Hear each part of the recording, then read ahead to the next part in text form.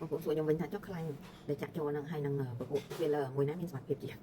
ចំពោះខ្លាញ់យើងដឹងថាយើងចេញពីខ្លួនយើងតែខ្លួនយើងក៏អត់ទទួលហើយវាធ្វើឲ្យហើមដូចគ្នាអញ្ចឹងក្នុងករណីអត់ទទួលគឺបានន័យថាយើងអត់ល្អជាមួយវាទេហើយបើខ្លួនយើងទទួលក៏វាមានពេលមួយដែលវាលាទៅវិញដែរអញ្ចឹងជាទូទៅអាចចន្លោះ6ខែទៅ1ឆ្នាំតែបើយើងអ្នកផឹកគ្រឿងស្រវឹងអ្នកត្រូវពលឺថ្ងៃអ្នកដែលគាត់អត់ថែសុខភាពការរលានឹងវាលឿនជាងហ្នឹងហើយចុះចំពោះពេលលើ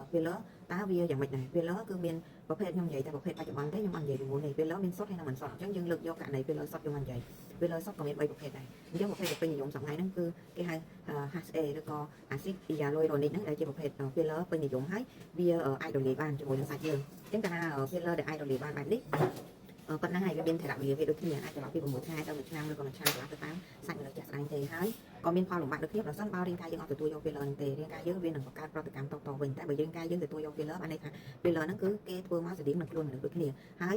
គេធ្វើសម័យឥឡូវហ្នឹងគឺកាត់បន្ថយផលវិបាកដែលកើតឡើងដោយសារការចាក់នឹងឯងហើយវាមានករណីដែលយើងចាក់អត់ត្រូវគេនឹងមានថ្នាំរំលាយវាវិញហើយនឹងផលវិបាកមួយចំនួនទៀតពាក់ព័ន្ធនឹងការចាក់អត់ស្មើបច្ចេកទេសពុពេទ្យការចាក់អត់ស្មើហើយចាក់ទៅចំសរសៃឈាមអញ្ចឹងសុទ្ធតែដល់ផលលំបាកដូចគ្នាអញ្ចឹងរាល់ពេលបងប្អូនយករបស់អីមួយយកទៅចាក់ចូលខ្លួនហើយរាងកាយយើងអត់ទទួលឬក៏ចាក់ទៅប៉ះចំសរសៃឈាមព្រោះសរសៃលើមុខយើងវាច្រើនអញ្ចឹងបើខុសបច្ចេកទេសអ្នកចាក់អត់បានត្រឹមត្រូវទី1វាអត់ស្មើទី2វាធ្លាក់ចុះទី3វាស្ទះទៅលើសរសៃឈាមព្រោះអាពួក filler ហ្នឹងវាខាប់វាទឹកលេងខាប់អញ្ចឹងហើយវាសុទ្ធតែផលវិបាកដូចគ្នាទេអញ្ចឹងពេលដែលបងប្អូនជ្រើសរើសយកបងប្អូនត្រូវដឹងថាផលវិបាកមុននឹងយើងទទួលយកតែនៅពេលដែលយើងអត់ដឹងផលវិបាកទេយើងចាក់ឲ្យបានយើងស្ដាយព្រោះថាអូយើងអត់បានដឹងពីផលវិបាករបស់វាអានឹងជាការមួយដែលយើងអត់ត្រឹមត្រូវដែរ